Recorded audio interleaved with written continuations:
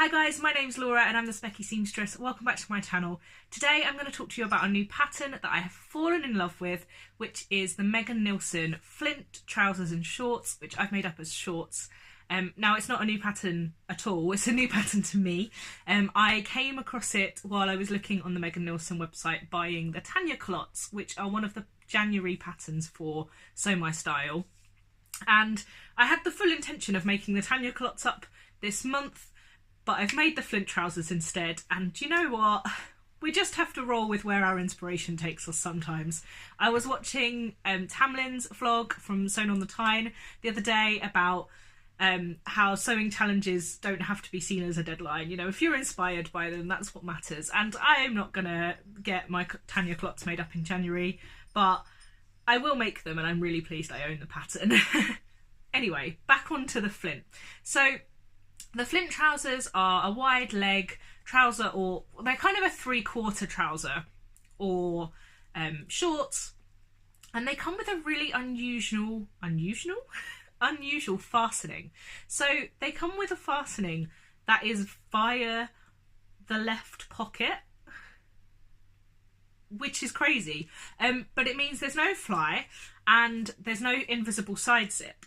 And I thought this might be a really good pattern for trousers that if I'm wearing with a kind of tight fitted top over the top, because then there's less bulk from a fly front, but also, as I've said before, I don't really like a side invisible zipper very much. So I thought this was kind of a good pattern to try.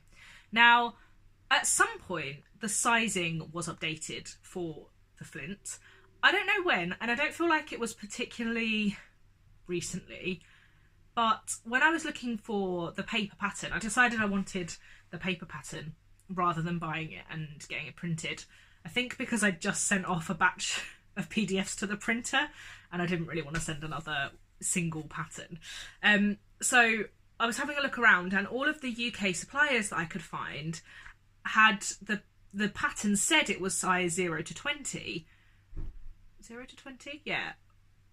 But the pattern packet picture, that was quite difficult to say, on the product description was actually small to XL, and small to XL where XL was like a size 14, like a waist 34, I think. So I had to kind of do some digging, and I sent a message to Harriet from Sew Me Sunshine and said, this is a weird question, but can you check the back of the Flint paper patterns that you have, because I don't know if I fit in them or not. And she got back to me and she had the right size, the 20. So I think all the UK stockists do have the right size pattern, but they haven't updated their product listings on their websites. So worth checking if you are going to be buying the pattern online. I would recommend asking the supplier to check that it is the right size range if you need the extra. And I think at the same time they updated the sizing a little bit, because I've read on the blog, which means I probably should know when it was updated. So it probably is worth checking that it is the newest pattern that you're getting. But yeah, I was super excited to make them up because I still haven't found the perfect trouser for me. And I know from my jeans fitting experience that the why do I keep saying I can't speak today? The Nielsen Dawn jeans fit me reasonably well straight out of the packet in terms of the crotch curve. So I knew I wasn't going to have to do much, if any, alterations, which is always a good start to a pattern. Now, for the Dawn jeans, I did have to add a small full belly adjustment, but I chose not to do that for my first pair of Flints, which kind of started out as a toile, ended up being a wearable toile, and are now pretty much my favourite pair of shorts ever. But more on those later. But I chose not to do that for the Flint because they have a pleated front and they're not horrendously fitted. I mean, horrendously fitted. They're not particularly fitted around your front. So I decided not to add a full belly adjustment, and I was pleased about that because I don't think I needed it for the Flints. Now, they actually came together really quickly, and yeah, I was very impressed by how quickly I had made a pair of shorts. Now, that's in part because the waistband is a straight waistband. Now, if I'd have known that when I was buying the pattern, I might have thought twice, because straight waistbands don't generally work for people who are curvy, and that is like the vast majority of people.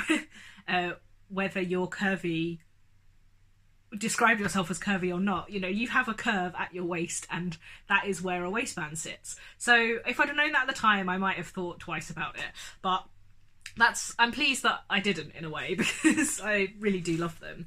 And I might try and do a curved waistband on another pair, because I do think I would prefer a curved waistband, just a little bit, like not super curved.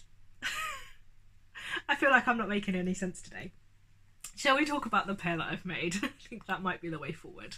So I went to John Lewis on Friday to check out the kind of last ends of their sale, their January sale, which is coming to an end, because sometimes they put in new things in the sale or things get further reductions. So I'd already been quite lucky with some Dashwood rayon earlier on in the week, and also every store seems to have really different things, so it's always worth checking out if you have a John Lewis that has a haberdashery section near you. And I popped in to have a look, and there wasn't a lot left anymore, but I found a bolt of, they described it as black linen, cotton, glitter, spandex mix, which sounded a bit like a product listing on Wish, because, well, to start with, it wasn't glittery. I mean, I picked it up because I thought, hey, plain black woven might be useful in my stash. It also really doesn't have a lot of stretch at all. I mean, it has a tiny bit of give, but not, I wouldn't necessarily say it has spandex in it. I would agree that it is probably a linen cotton mix, which is good. And I took it to the counter. It said it was down to £6 a metre, but it was actually down to £4.80 a metre, and they had 4.2 metres left on the bolt. And I'd sort of eyed it up to say, well, if I buy 3 metres, I can make a pair of flints, see what they're like. I ended up buying the whole 4.2 metres, and then I decided that I would try it with a pair of shorts first anyway, to test the kind of crotch curve and waist fitting, and then I can make a full length pair anyway. So that's what I decided to use, and I managed to get these pattern pieces, and I make the size 20 out of 94 centimetres of fabric. And the fabric was 140 wide, I think. I don't think it was 150. So that is pretty good going. It didn't require a lot of fabric. I did use contrast fabric for the pocket bags. Not the pocket lining that you can see, but the pocket bags that you can't, because African wax pockets are part of my wardrobe now. But yeah, 94, 96 centimetres, like really quite economical. And that was exciting because, as I've said before, I have lots of random 1 metres of fabric in my stash, and hopefully I can turn some into cool summer shorts now. Now, my thoughts were, I'm sort of converted to the quick and dirty toile that Mac and Katie from Salted Style encourage, but I decided that because I already knew the Dawn jeans, you know, I tried a Megan Nielsen trouser pattern before and they worked really well, and because I had some reasonably cheap but very, very wearable fabric that, you know, if it went wrong it didn't matter, and also because the opening is in the pocket, you have to construct the pocket bags anyway. I thought I would just give this a go and make it a more wearable toile, hopefully. And they've certainly turned out that way. It's just a great pattern. They're such a nice shaped short, which again is a weird thing to say, but they're perfectly acceptable as kind of reasonably smart. I think they go really well with tights in winter, and they have quite a tailored leg sort of style. They feel quite like a tailored pair of shorts, but they will be great with a t-shirt in the summer or on holiday. And I'm eyeing up some I'm eyeing up some fabrics in my stash that would just make such gorgeous summer shorts. The first pair I made up I've made the tie version. So you have two options. You can have a tie closure and you can have a button closure. Now the tie closure, the main reason I made them as a tie closure is because there is a sewing challenge on in January called Sew Twists and Ties, which is being run by Cooking and Crafting, and I wanted to enter. But also because I thought they would be quite cute tucked with a fitted top tucked in. So that's what I'm wearing at the minute. I'm wearing a Minetta top hack tucked into my Flints, and I think it does look really cute. I think it would look really cute with the ties in a contrast fabric, which might not have worked in this fabric or in this make, but I think they will look really cute, and I think they're going to look really cute in a print. But I do think that I'm more likely to make the button version, because then it's easier to wear a blouse over the top, which is probably more likely what I'm going to wear kind of as a standard. So, but I made up the tie and I do love it, and like I say, it was really quick to make. It was a little bit confusing in the pattern because you have to construct the left and right pocket differently, because the left pocket has the opening and the right pocket doesn't. I got a bit confused between my left and my right because I couldn't work out on a couple of the steps whether it was left as worn or left as viewed on the pattern piece, or on the diagram. And I'd imagine that I'm not the only person that has got confused on that. In fact, I know I haven't, because I was following along with a friend who wants to make a pair as well, and she said the same. But the right should be just a normal pocket, and why has it got different things? So I'm not alone there. And if you've made it and you whizzed through the instructions and it was all clear to you, then either let me know in the comments or keep quiet, because I don't want to feel silly. But yeah, they've just come together really well. It is a little bit weird because I think you would struggle to make them nicely without an overlocker, which I don't see as a very good positive in a make, because lots of home sewists don't have an overlocker. But it just means, because the pocket bag isn't finished with a traditional seam and the edges are open, I've overlocked the edge of everything, which is what it tells you to do. But I don't know how well another finishing method might work for that. So you could hem it, I suppose, which would be a little bit of a faff, but yeah, I'm hoping that I've taken some pictures to put in, otherwise it's just me rambling at you about a pair of shorts. But I am super excited about these. I got more excited after I made them, because I made them and I put them on and I liked them and I was really happy, and then I made a toile of a York pinafore by Helen's Closet, and it was bad. So I started looking up about pinafore patterns and dungaree patterns, and I think I've decided that dungarees are more me than a pinafore dress, which is a good thing to have learned. And I can rescue the fabric that I used for the toile for the York pinafore, so I'm okay with that.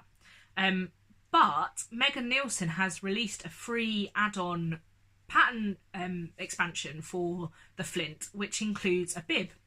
And the bib is designed to match exactly with the opening at the pocket. So I have downloaded that and I'm quite keen to try it out, because I like the idea of a dungaree that has kind of a waistband, and yeah, I'm quite excited by that. And I'm also excited because I've been trawling the internet for versions of the Flint that look awesome.